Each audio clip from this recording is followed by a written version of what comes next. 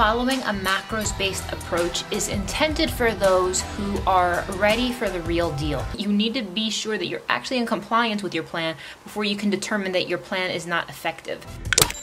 In this video today, I'm going to talk about what to do if you've plateaued. Let's get started.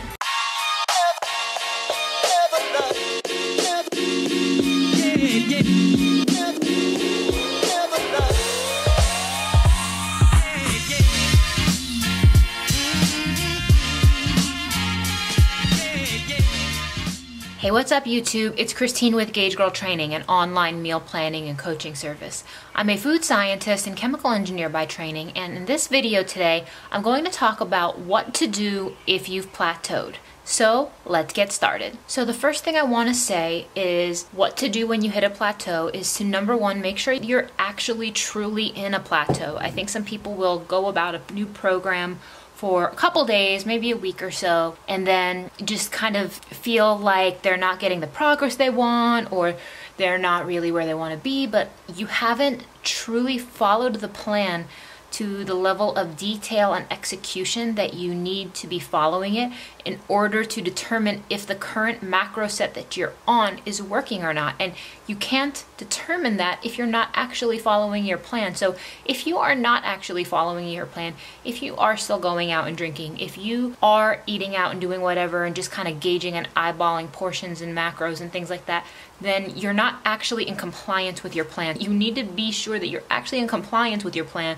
before you can determine that your plan is not effective. Before you do that, make sure that you're actually following your plan. And I would say for a minimum of 30 days. And it's not enough to just be like, well, I've been doing this, screw it, after 14 days, because you may be suffering from delayed onset muscle soreness. You may be weighing yourself during your period. You may be just in an adjustment phase. So make sure that you're truly in compliance with the plan before you determine that the plan is no good. So that's the first step. So the thing is, you guys, following a macros-based approach is intended for those who are ready for the real deal. This is for people that are mentally ready to reach their goals, people who are ready to put in the effort, people who are ready mentally, emotionally, and physically to execute a plan, but you just simply don't know how much to eat and when. And the thing is, you may not be in a good place to go about a macros-based plan, and that's okay. You may not be mentally or emotionally ready to follow this type of plan, and it may not be the right type of approach for you, and that's okay. This is the right type of an approach for somebody who is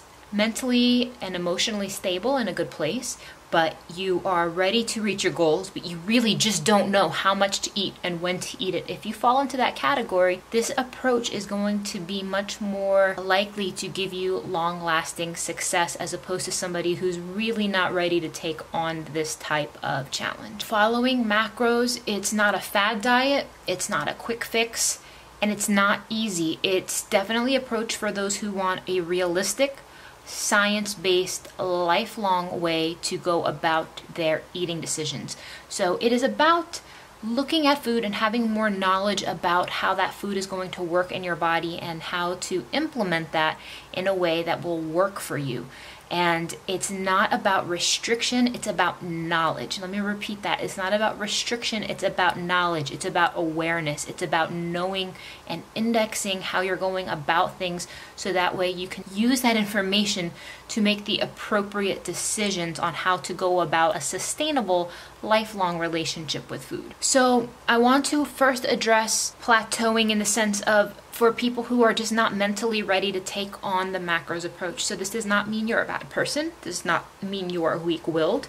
It just means that this is not going to be the best way for you to go about reaching your goals, and it simply means you're just not in a good mental place to take it on, and that's okay. It would be better for you to set smaller, more achievable goals as opposed to one big overwhelming goal that makes you feel like you're constantly failing. And I think that it is better to set smaller goals that do not put as much pressure on yourself, and maybe even have a ramp up phase to the point that you can track macros, as opposed to giving yourself one big overwhelming goal where you feel like you're failing and you may think you're plateauing and all these types of things, when that's not the case. The case is just you're not mentally ready. You need to be more gentle with yourself and be okay with smaller goals, as opposed to taking on this bigger goal of tracking your macros. So it's not going to happen overnight, and if you have fallen off the wagon and you just can't stick to something and you think that you're plateauing because you're not making progress, there are some very practical things that I suggest you do before you even go about tracking macros, because you may think you have plateaued. So number one, and what I'm going to say, number one, cut out alcohol. Alcohol is the number one thing. It's the easiest thing to eliminate. Yes, it's going to suck socially, but from a food satisfaction, overall nutritional satiety point of view, alcohol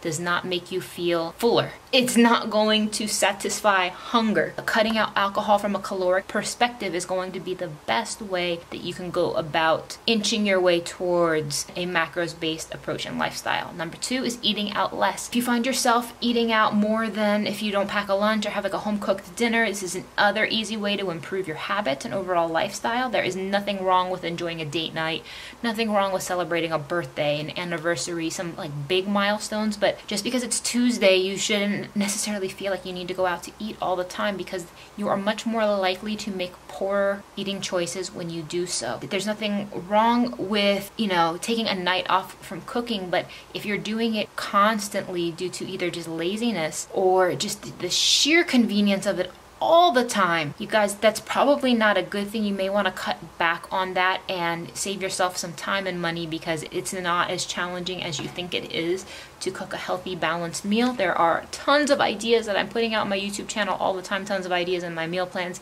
and it's definitely not the end-all be-all. Move more. So if you've been sedentary and you know it, and you may not even need to start tracking macros right away, because if you just have not been doing a darn thing and you know it, start with moving more. Get yourself a Fitbit, give yourself a daily activity goal as far as like maybe 7,000 steps a day, maybe 10,000 steps a day. Move more. If you haven't been moving, make sure you move more. Another thing I suggest is to meal prep your lunches. If you are overwhelmed at the whole concept of following a very detailed meal plan, I totally get it, but I would encourage you to meal prep just your lunches, because you are going to, number one, save money, and you're going to be much less likely to make poor decisions during that time. So you definitely want to meal prep your lunches, and it is going to put you more in the mindset about intentional eating, and it is a great way to practice that without having the full-blown pressure of meal prepping every single thing that you're going to eat for that week and even that day. Another thing before taking on a macros-based plan is to audit your kitchen. If you have a whole pantry full of stuff, a freezer full of stuff, it's not going to be conducive to a healthy lifestyle. If you have constant access to those things, just audit it, get rid of it. I've heard a quote saying it's better for the junk food to go to your waste, W-A-S-T-E, than to your waste, W-A-I-S-T. So audit your kitchen, guys. Get rid of the stuff that shouldn't be there and just get rid of it. Last but not least, assess your emotional health. Assessing your emotional state is very, very crucial before you take on a macros-based plan. I think a lot of us may get to a point where you're asking yourself, how did I get here? It didn't happen overnight. It may have been a lot of things going on in your life. Maybe you have been faced with tragedy. Maybe you've been faced with financial difficulty. Maybe you have been faced with a million different things. And a lot of people have a tendency to drink and eat excessively to soothe their emotions. And if you have not properly dealt with emotional things in your life, it's going to be very, very hard for you to all of a sudden switch your eating when you haven't found a healthy and constructive emotional way to address things that you're actually dealing with. So I definitely would encourage, whether it's counseling, whether it's talking to family, whether it's getting new habits, but you definitely need to deal with some of these things, or they're just going to fester up again. And I don't advise sweeping any of those things under the rug. I highly advise you to work on those things to a point where you can at least have it manageable enough that you can move forward with addressing your nutrition in a more detailed way that's going to help you in the long run. So with all that being said, if you have truly plateaued, if you've truly plateaued,